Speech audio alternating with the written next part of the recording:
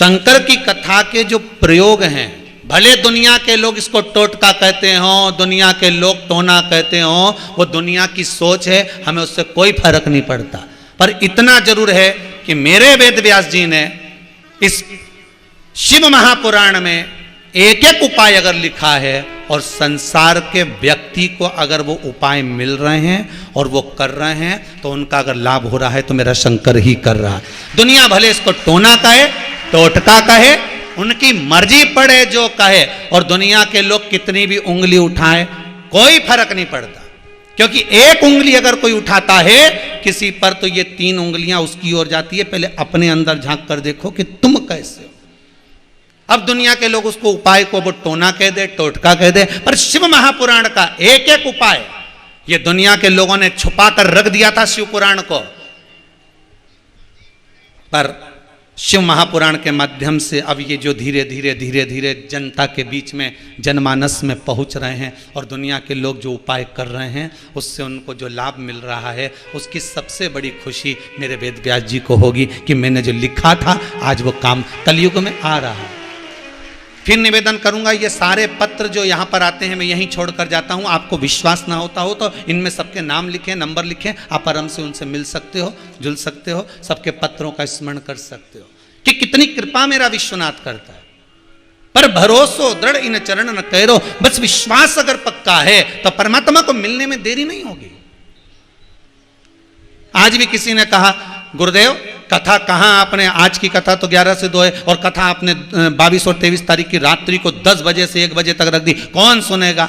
आपने इतनी देर से कथा रख दी। हमने कहा सुनने वाले तो कल मालूम पड़ेगा कि 10 से 1 में कितने सुनते हैं, वो तो कल देखे। आनंद लीजिए शिव महापुराण का, मालूम पड़े जब सारी दुनिया के लोग भगवान की एक बंसी की तान सुनने के लिए आधी आधी रात को जब ब्रजभूमि के उस यमुना के घाट पर जा सकते हैं, तो क्या आपने अपने घर में टीवी चलाकर मोबाइल पर क्या कथा नहीं देख सकते? शिव महापुराण की कथा श्रवण नहीं कर सकते?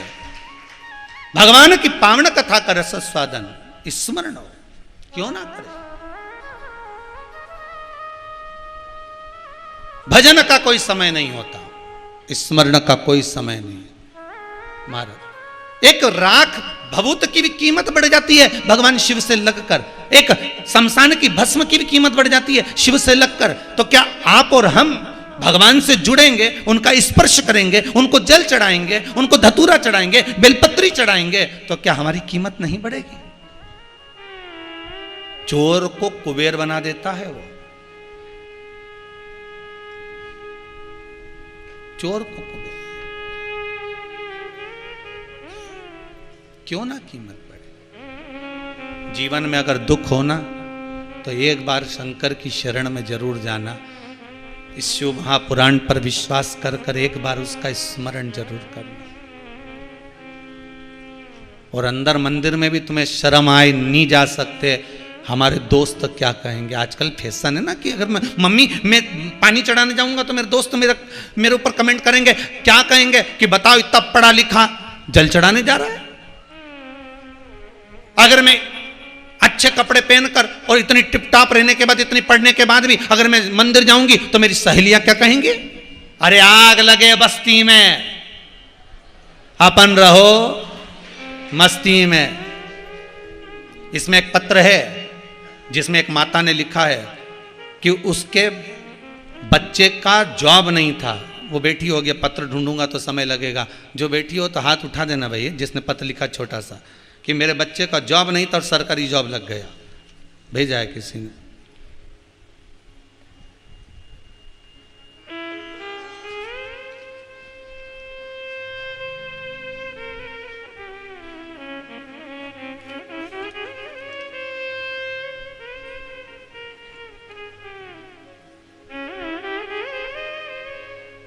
एक ये भी हैं, मैं प्रदीप जी पंड्या, ग्राम नागूखेड़ी, जिला देवास से आई हूँ।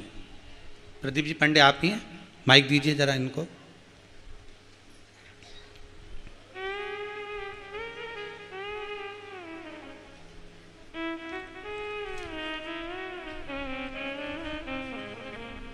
शीघ्र पहुंचाइए।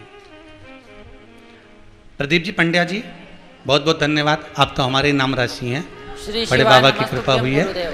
आपने लिखा है, मैं देवास नागू खेड़ा से आया हूँ, मुझे ब्रेन की नसों में सूजन डॉक्टर ने बता दी थी। हाँ जी, आप अपने मुख से बोलिए। जी कहाँ से आए? नागूखेड़ी देवास। जी क्या नाम है आपका? प्रदीप पंड्या जी। गुरुदेव, मुझे ब्रेन की नसों में सूजन आ गई थी, जिससे मेरा पूरा शरीर जाम हो गया था जी। ये साल भर पहले की बात है। फिर धीरे धीरे मैं अच्छा हुआ, फिर भी मुझे एक आंख से धुंधला दिखाई देने लगा जी। फिर मेरी बड़ी बहन ने मुझे बताया कि पशुपति व्रत करो, तो मैंने वो 5 व्रत करे और फिर मेरी आंखों की ज्योति भी आ गई और मैं पूरी तरह स्वस्थ हो गया। बाबा की कृपा है। हर हर महादेव। बैठिए। बहुत बहुत साधुवाद जी, बहुत बहुत साधुवाद। बाबा की कृपा है। बहुत सारे पत्र हैं, एक कोई सर्विस का भी पत्र है, इसमें मेरे को ध्यान में नहीं आ रहा उनका नाम, ढूंढेंगे जब वर्णन करेंगे उसका। शिव कृपा होती है। अब इस समय ना तो कोई एक लोटा पानी चढ़ाने में या दिया लगाने में मुझे तो नहीं लगता कि बहुत खर्चा आपका होता होगा, बोलो तो सही। पशुपति व्रत आप लोग करते हैं तो बहुत ज़्यादा खर्च तो नहीं है ना, बिल्कुल सरल व्रत है, आप दिल से करो उसको। पर YouTube पर हमारा फोटो लगाकर लोग दूसरी भाषा में बोलकर उस व्रत को बहुत बड़ा कर दे रहे हैं। मेरा निवेदन फिर है, गलत YouTube पर जाकर अगर हमारी वाणी नहीं दिख रही या व्यासपीठ दिखे, क्या दिखना चाहिए? सबसे बड़ा ट्रेडमार्क है व्यासपीठ। हम कभी भी इधर उधर कुर्सी पे बैठकर कुछ नहीं बोलते, व्यासपीठ से ही बोलेंगे जो भी बोलेंगे। व्यासपीठ दिखे और उसमें बोलते हुए दिखे और हमारी वाणी तो तुमको समझ में आवे कि हाँ, तो समझना कि वो वचन सिद्ध है, सही है। वरना हम कुर्सी पर बैठकर बोल रहे हो या चलते फिरते बोल रहे हो या हमारा फोटो दिख रहा हो और लोग उसको वर्णन कर करके YouTube पर डाले जा रहे हैं, हम उसको मान्यता नहीं दे सकते। लोगों ने उसमें लिख दिया कि उसका उद्यापन ऐसे करना चाहिए, इन्हें 11 जोड़े बुलाओ, उन्हें उनको जिमाओ, फिर ये करो। हमने नहीं बोला साहब, हो जी ध्यान रखो, ऐसा फालतू लफड़ा में तो पढ़े ही नहीं दादा अपन। जो विधान लिखा है पशुपति व्रत का, तारकासुर के 3 बेटे तारकाक्ष, विदुम्माली और कमलाक्ष की जब मरे, जब भगवान ने पशुपति नाथ का रूप रखा और 33 कोटि देवताओं को पशु बनाया, उस समय पर शिव महापुराण में जिस व्रत का विधान कहा गया, व्रत जिस तरह से बताया गया वो है कि पशुपति व्रत। एक भस्म की कीमत शिव बढ़ा देता है। हम सांसारिक जीव हैं, शिव के उपासक हैं, वो भी कीमत बढ़ा। महाराज आगे वर्णन आया, चंद्रदेव ने विचार करा कि ये काया मेरी कैसे सिद्ध हो।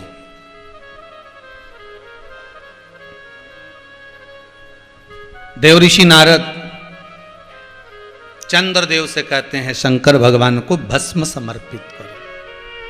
क्या चढ़ाइए? भस्म। भस्म समर्पित करो।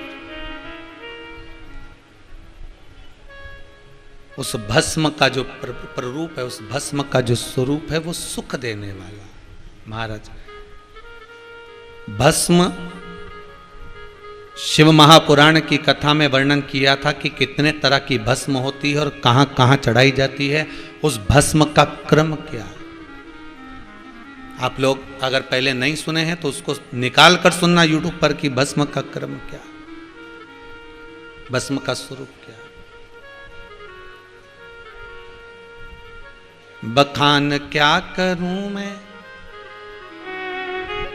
राखों के ढेर का, चपटी भभूत में है खजाना कुबेर का। हे गंगधार मुक्ति द्वार ओमकार तू, बोले ओंकार तू, आयो शरण तिहारी बोले तारे तारे तू। भगवान शिव की भस्म का भी स्वरूप स्वयं देवर्षि नारद के कहने पर चंद्रदेव अपनी काया को श्रेष्ठ करने के लिए भस्म शंकर को समर्पित कर, भगवान शिव को भस्म चढ़ा रहे। और होना शिव की भक्ति का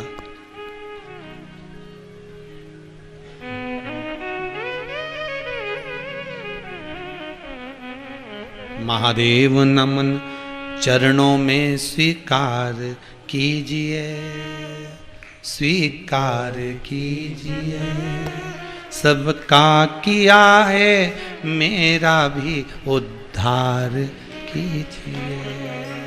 हे शंभो, जब संपूर्ण विश्व का आप कल्याण कर सकते हो तो मेरे लिए क्यों ना, मेरे लिए क्यों ना।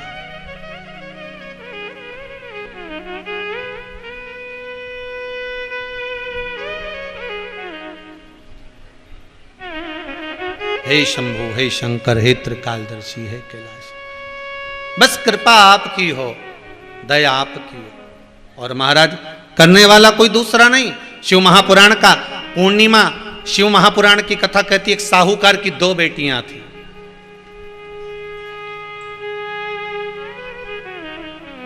दोनों पूर्णिमा का व्रत करती थी, पर उसमें से एक बेटी पूर्णिमा का संपूर्ण व्रत करती थी और दूसरी बेटी आधा व्रत करती थी।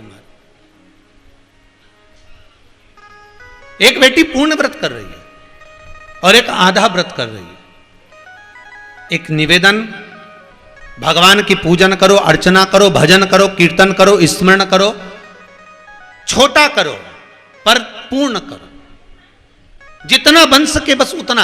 अगर आपसे कहीं पुराण नहीं करे, कहीं शास्त्र नहीं करा कि आप इतना ही भगवान को देना पड़ेगा, आपको इतना ही प्रदान करना पड़ेगा। यहां तो शास्त्र में तुलसीदास जी वर्णन करते हैं, आधी में पुनि आध। अगर एक चावल का दाना भी आप भगवान को दे रहे हो तो वो पूर्ण देना। पूर्ण का मतलब है पूरा, आखा, टूटा हुआ नहीं। बेलपत्री अगर आप 50 नहीं चढ़ा सकते, 100 नहीं चढ़ा सकते, 21 नहीं चढ़ा सकते, 11 नहीं चढ़ा सकते, एक बेलपत्र चढ़ाओ, पर वो आखी होना चाहिए।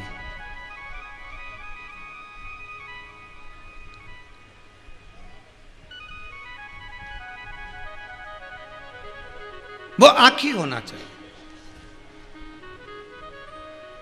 अब बेलपत्री के पेड़ पे चढ़ गए, बड़ी बड़ी डालियां तोड़ तोड़ के ले आए और डालियां तोड़ तोड़ के लाके उसमें से पत्ती निकाल ली, डाली फेंक दी। अब जिसने अच्छे से शिव महापुराण की कथा सुनी होगी उसको मालूम होगा कि बड़ी डाली में से पत्तियों को तोड़ने के बाद डाली जितनी देर तक घर के द्वार के पास में पड़ी रहती है उतना ही श्राप देती है।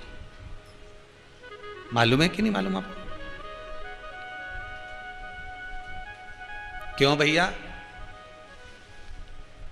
भगवान गुरुदेव ने राम जी से कहा, जाओ जाकर थोड़ा पुष्प और तुलसी लाने की व्यवस्था करो। जब धनुष भंग हो चुका था, सीता जी ने राम जी के गले में जयमाला पहना दी थी। आज गुरुदेव के विश्वामित्र बाबा के सम्मुख में राम, सीता, लखन बाबा तीनों बैठे हुए हैं। तो राम जी ने कहा, आज राघव जी आप पुष्प वाटिका में नहीं जाओगे, आज जानकी को भेजो उनकी पुष्प वाटिका में, क्योंकि बगीचा इन्हीं का है, इनको भेजा जाए, लेकर आए जे।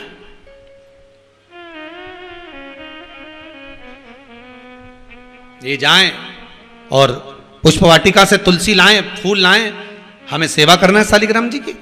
माता जानकी जब पुष्प वाटिका में पहुंची तुलसी और पुष्प लेने के लिए, मां जानकी जब पुष्प को उतार रही थी, माता का हवा में पल्लू उड़ गया और उड़ा। जब पल्लू उड़ा तो तुलसी जी के क्यारे पर गया, तुलसी जी के क्यारे के पत्ते कुछ नीचे गिर गए। जैसे ही आगे बढ़ी पल्लू से पत्ते नीचे गिर गए।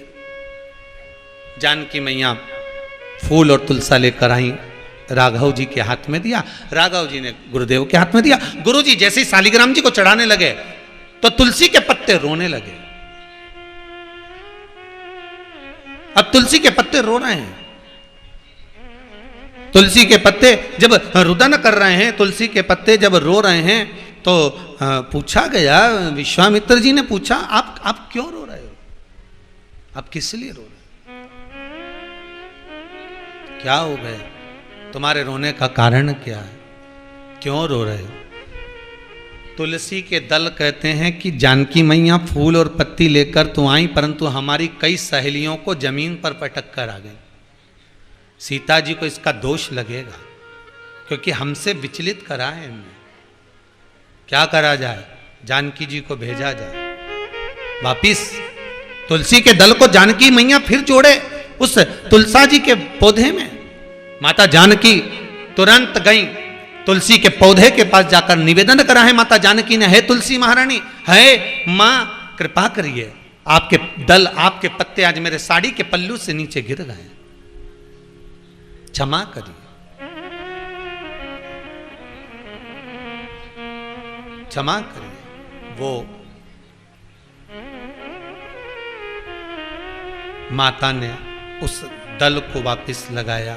शालिग्राम जी को उस दिन तुलसी नहीं चढ़ी, नहीं चढ़ी। इसलिए आज भी हमारे यहां कई बार कह देती हैं माताएं, आज रविवार है, तुलसी मत तोड़ो। बच्चे पूछते हैं मां रविवार को तुलसी क्यों नहीं तोड़ना चाहिए, तो कहा दिया जाता है सुना है, पर उनको बताओ कारण था, इसलिए नहीं चढ़ी, कारण था, इसलिए समर्पित नहीं। आप बेलपत्री को अगर उतारना है पौधे में से, डाल में से, वृक्ष में से बेलपत्री तोड़ना है तो पत्तों को उतारिए, डालियां मत तोड़िए। डालियां ले जाने के बाद, पत्ते निकालने के बाद आप डाली को ले जाकर जहां पटकोगे वो श्रापिता देगी कि मैं अच्छी खासी भगवान की सेवा में लगी थी पर इसने मुझे सेवा से वंचित कर दिया। वो डाली में फिर पत्ते लगेंगे और पत्ते लगते ना जाने कितने बार शंकर जी को चढ़ते, पर तुम्हारे कारण वो डाली टूटी, तुम्हारे कारण तुमने उसको वंचित कर दिया सेवा से, उसका दोष तो लगेगा। अब तुम तो खुश हो गए, 108 चढ़ाया मैंने तो तुलसी बेलपत्र 108 चढ़ाया मैंने तो आपकी हरतालिका तीज पे 500 चढ़ाया, मैंने तो शिवरात्रि पे 500 चढ़ाया, मैंने तो 1.25 लाख बेलपत्री चढ़ाई, मैंने तो ये चढ़ाई, तुमने तो चढ़ाई, पर उसके बाद वो जो डाली जिसमें कांटे लगे हुए थे, तूने तो पत्ती तोड़कर पटक दी, उसको किसी काम की आई? अरे बोलो तो नहीं आई, उसका दोष कौन को लगेगा?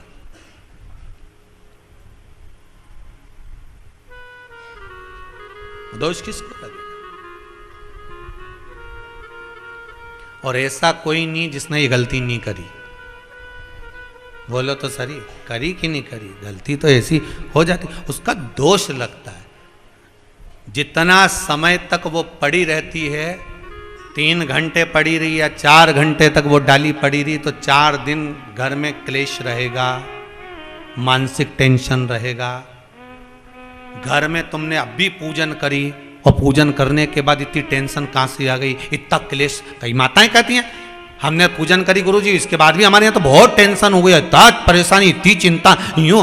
कई लोग कहे हमने वो व्रत करा, ऐसा हो गया, हमने वो पाठ करा, तो कारण क्या है? उसका कारण केवल एक है, या तो तू गई होगी फूल तोड़ने, तो फूल उतारते उतारते डाली तोड़ कर आ गई होगी, या तूने बेलपत्री तोड़ी होगी तो बेलपत्री की डाली तोड़वा के लाई होगी, डाली तोड़वा के लाई, पत्ती तो हेड़ ली, डाली पटक दी साइड में, उसका दोष कौन देखेगा?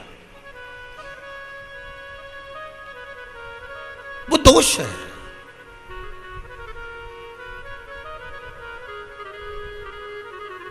हम देते तो इतना सा है और लेने का प्रयास बहुत हो जाता है।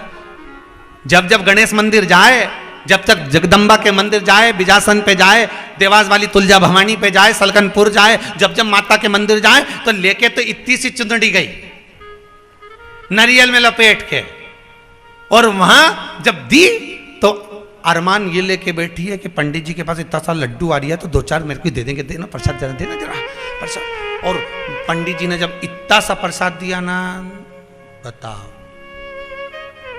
इतना लड्डू पड़ा था गणेश जी के मंदिर में, इतना लड्डू चढ़ा था गणेश जी के मंदिर में, इतनी सारी माता जी के पास में चुनड़ियां रखी हैं, तो माता जी की चुनड़ी मुझे उठा के दे देता, पिना देता, पर उनने नहीं दी, थोड़ी दी। आशा तो तुम्हारे पास में बहुत सारी है, और दिया कितना तुमने? थोड़ा। लेने की आशा, मना नहीं, आशा लगाओ, पर शास्त्र कहता है कि फिर उतना समर्पण भी होना चाहिए। बेलपत्री चढ़ाओ, डाली नहीं टूटना चाहिए, डाली लगे रहने दो। पत्ते उतारो, और अगर डाली तोड़ी भी है तो कोमल वाली जो डाली होती है उसको निकाल लो, फिर कर सकते हो। पर जो बड़ी डाली हो जिसमें और आस लगी हो कि इसमें और पत्ते लगेंगे, और पत्ते आ जाएंगे, शिव जी पे और चढ़ेंगे, उसको तोड़कर इकट्ठा कर लेना, ये कहीं की सहजता की बात। महाराज शिव उपासना में भक्ति का बल। महाराज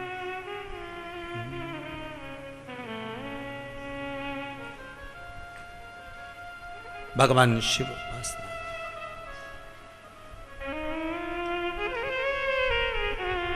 भगवान शिव की कथा कहती है, भगवान की भक्ति में इस चित्त को, इस मन को, इस भाव को, इस दृष्टि को लगा कर रखोगे तो जीवन की सार्थकता अपने आप सिद्ध हो जाए, अपने आप सिद्ध।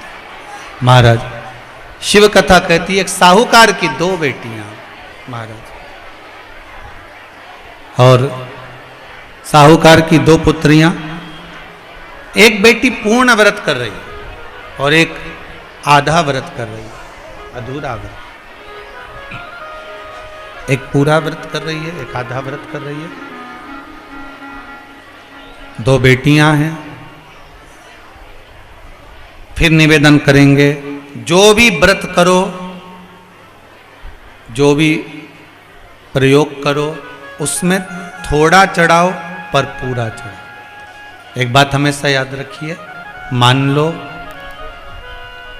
घर में अगर लक्ष्मी नहीं आ रही, किसी कारणवश कोई कार्य ऐसा हो गया हो कि आप बहुत मेहनत कर रहे हो, सफलता नहीं मिल रही हो, लक्ष्मी प्रवेश नहीं कर रही हो, तो महाराज बेल का जो फल होता है, उस फल के अंदर का जो गुर्दा होता है, बेल के फल का अंदर का जो भाग होता है गुर्दा, उसको लेकर घर पर आओ और सुखा लो। सुखाने के बाद उसको जलाओ, जलाकर उसकी भस्म तैयार करो। उस भस्म को अच्छा बढ़िया पीस लो, पीस कर कपड़े से छान लो। महाराज उसको छान कर जब आप शंकर भगवान का पूजन करने के लिए शिव मंदिर में जाएं, महाराज किसी भी 5 प्रदोष या 5 सोमवार या सोमवार की अष्टमी पड़ जाए उस दिन, थोड़ी सी भस्म लेकर जब जाएं घर से, उसमें से थोड़ी सी भस्म बेलपत्री के पेड़ के नीचे श्री कुंदकेश्वर महादेव का नाम लेकर चढ़ा दें। क्या नाम लेना है? कुंदकेश्वर। उसी में से थोड़ी सी भस्म जो बेलपत्री के वृक्ष के नीचे आपने चढ़ाई या बेलपत्री के वृक्ष की जड़ में चढ़ाई, उसको लेकर आओ और वही वृक्ष माता पार्वती का नाम लेकर भगवान शंकर के ऊपर चढ़ा दो और अपनी मनोकामना कर कर 1 लोटा पानी शिव पर समर्पित कर दो। चुटकी भर बस, ज्यादा नहीं, मात्र चुटकी भर। 5 प्रदोष भी पूरे नहीं होंगे और बाबा चाहेगा कि आपका जो लक्ष्मी रुकी हुई है या व्यापार नहीं चल रहा या कार्य नहीं हो रहा, तो बाबा उसको 1 प्रदोष 2 प्रदोष करोगे, तीसरे प्रदोष में तो बाबा धक्का लगा ही देगा। कैसे ही लगाएगा वो लगा। शंकर भगवान को भस्म अति प्रिय है। बेलपत्री किसका प्रतीक है? माता पार्वती। जब मां जगत जननी जगदम्बा, आप लोगों ने अभी नवरात्रे गए हैं तो नवरात्रे में दर्शन किया होगा, माता का जहां यज्ञ होता है, सप्तसती से यज्ञ हो, चाहे मां अंबे जगदम्बा का जो यज्ञ होता है, उसमें बेले के फल की भी आहुति लगती है।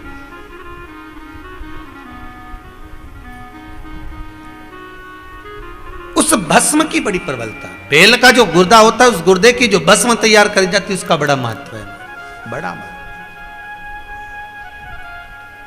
हम तो यहां तक कहेंगे, देसी गाय का घी हो। कौन सी गाय का? देसी हो, जर्सी नहीं, देसी गाय का घी हो। देसी गाय के दूध से जो घृत का निर्माण हो वो घी हो, और बेले का जो फल का गुर्दा जलाओ, उसकी भस्म अगर आपने बेलपत्री के पेड़ के नीचे ही बनाई हो, मान लो अगर कोई बड़ा बेलपत्री का वृक्ष हो, और पहले देख लेना उसके नीचे बनाते समय कहीं मधुमक्खी तो नहीं लग रही, नहीं तो दादा तुम्हारा क्या बस चले, तुम तो वहां आग लगा दो ना, मधुमक्खी तुम्हें निपटा दे।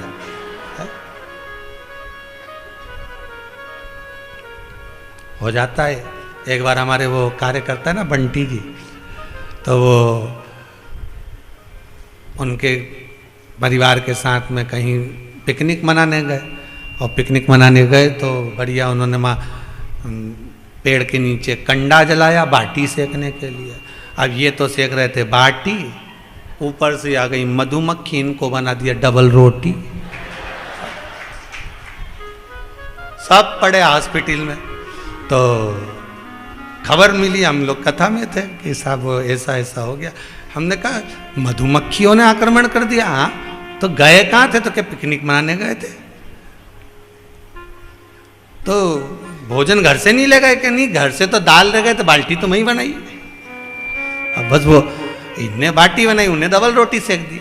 तो इसका भी ध्यान रखना, नहीं मालूम पड़े तुम लोग तो सियोर वाला महाराज ने बोला था कि भस्म तैयार, इसलिए घर में कर लो तुम तो, रहने दो दादा तुम हो।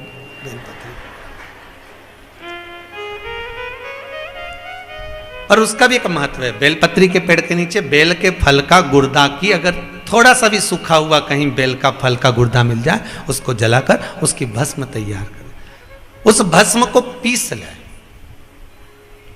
पीस कर उसको काजल जैसा तैयार करके डब्बी में रख ले महाराज। शिव जी पे चढ़ी हुई भस्म को पहले वो पीस के शंकर जी पे चढ़ाओ, फिर उसको लेकर आकर उसमें गाय का, देसी गाय का उसमें घी मिलाकर काजल जैसा तैयार कर कर मस्तक पर मात्र या कलेजे पर उसकी एक बिंदी ही रखकर आप अपने कार्य के लिए अगर निकल गए तो ये पक्का है कि वो कार्य होगा ही, सफल होकर ही मानेगा। ज्यादा से ज्यादा 5 दिन उसके पास जाना पड़ेगा, 6 दिन जाना पड़ेगा, पर कार्य सफल होगा ही, उसको करना ही पड़ेगा। क्योंकि वो केवल बेल की कालोच नहीं गई है, वो स्वयं काल का तुम्हारे साथ गई, स्वयं पार्वती मां तुम्हारे साथ गई। भस्म शिव जी को प्रिय, उस भस्म का प्रयोग बड़ा सुंदर। चपटी भभूत में है खजाना कुबेर का।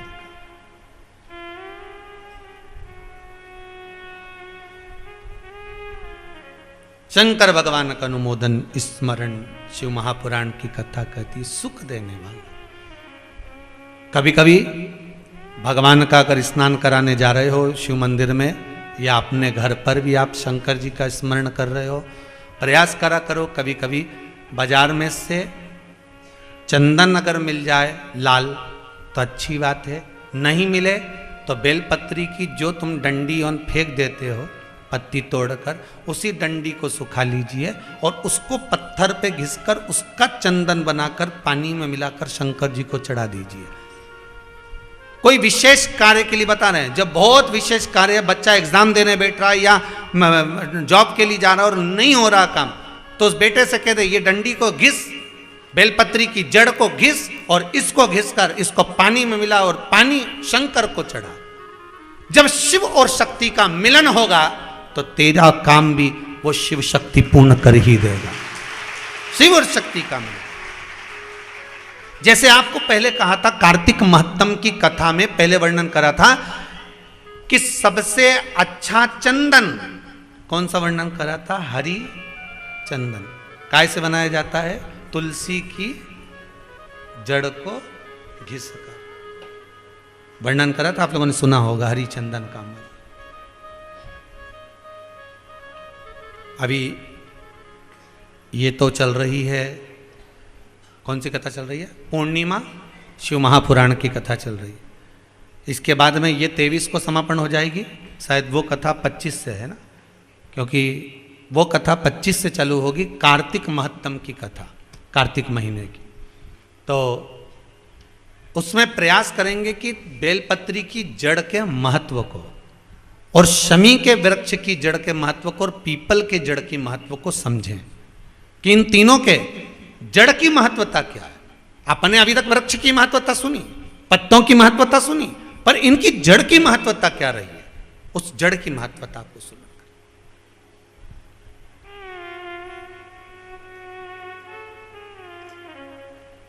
पर उसमें एक बात आती है, थोड़ा सा अगर कहेंगे तो लोगों को लगेगा कि गुरुजी ऐसी बात बोल दिए हैं। उसमें एक बात जड़ की महत्वता में आती है कि जड़ हमेशा मिट्टी से ढकी होना चाहिए। बोलो सही है कि गलत है? अगर जड़ मिट्टी से बाहर होगी तो वो वृक्ष टिकेगा? जम के बोलते जाओ, नहीं टिकेगा ना। पर वही बात इस जड़ से जुड़ी हुई आती है। नाभि क्या है मनुष्य की? जम के बोलिए, जड़। इसलिए हमारा शास्त्र कहता है कि जड़ हमेशा ढकी हुई रहना चाहिए। बस इस व्यासपीठ से थोड़ी सी बात कही है, आप समझो ना समझो वो आपके ऊपर है। ज्यादा नहीं कहूंगा, क्योंकि कहूंगा तो व्यासपीठ की मर्यादा घटेगी, इसलिए यहां से ज्यादा नहीं कह सकता। हाँ, उतर कर अगर बोलना हो तो फिर बोल सकता हूं, पर इस व्यासपीठ की मर्यादा रखूंगा, ज्यादा नहीं कहूंगा।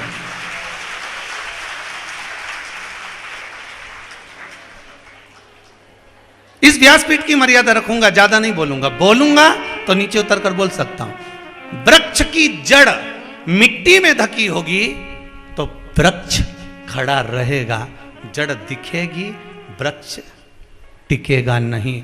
उसी तरह नारी पुरुष नाभि रूपी जड़ को ढक कर रखेंगे तो कभी गिर नहीं सकते, ये पक्का।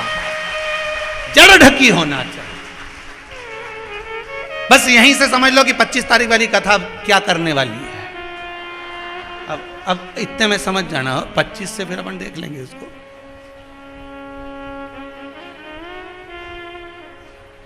ज्यादा बोलेंगे तो आपको लगेगा कि सियोर वाला महाराज जी फिर बोला, तो ये जड़ की कथा उसमें सुनेंगे कि जड़ की महत्वता क्या है।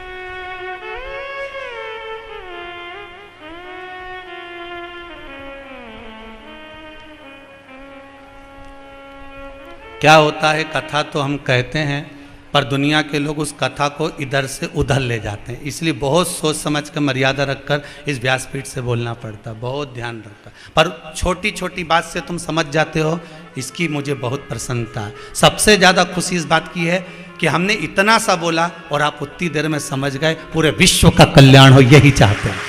सारे श्रोताओं को हाथ जोड़कर प्रणाम करता हूं कि छोटी सी बात को आप समझ गए, मैं आपको नमन करता हूं। छोटी सी बात को समझ गए, बस हो गया कल्याण इस व्यासपीठ। बस इतनी सी बात को आप लोगों ने समझ लिया। आस्था चैनल के माध्यम से फेसबुक यूट्यूब पर और कुबेरेश्वर धाम में जितने सुन रहे हैं आप लोग इतनी सी बात से समझ गए, मतलब मुझे विश्वास हो गया कि कथा मेरा शंकर सुन रहा है और शंकर बात रहा, विश्वास हो गया। उतनी सी बात है, समझेंगे जड़ के महत्व को। महाराज थोड़ा चढ़ाओ शिव जी को, पर श्रेष्ठता में चढ़े। थोड़ा चढ़े, श्रेष्ठता में चढ़े। विशेष अगर कोई कार्य रुक रहा है तो बेलपत्री की उस डंडी को घिसकर उसमें जल कलश में मिलाकर चढ़ाना चालू कर दो। 15 तारीख का एग्जाम है, तुम 10 तारीख से चढ़ाना चालू कर दो। 20 तारीख का एग्जाम है, 15 तारीख से चढ़ाना चालू कर दो। चढ़ाओ तो सही, इसमें कुछ घट रहा है? कुछ भी नहीं। बस बाबा पर विश्वास कर कर घर में ही चढ़ा लेना, मंदिर नहीं जाओ तो भी।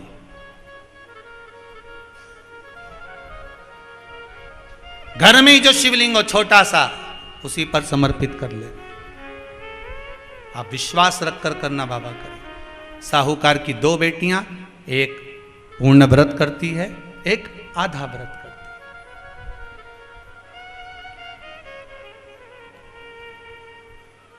है। अब एक बेटी के घर में तो संतान पूर्ण हो गई, एक के यहां जब भी संतान होती थी तो आधी होती थी। गर्भ 4 महीना, 6 महीना, 5 महीने का गिर जाता था, गर्भ समाप्त हो जाता।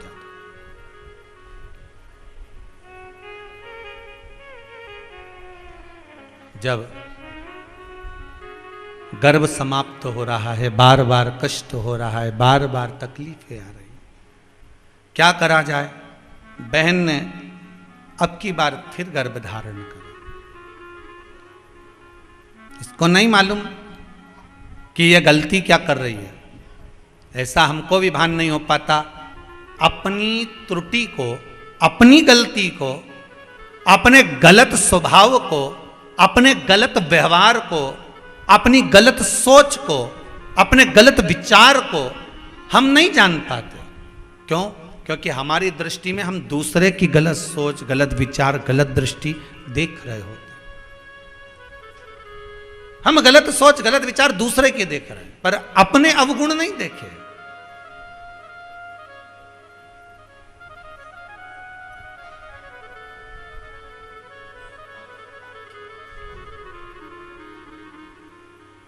हम अपने अवगुण जिस दिन देख लें, उस दिन हमारे जीवन की सार्थकता हो जाए।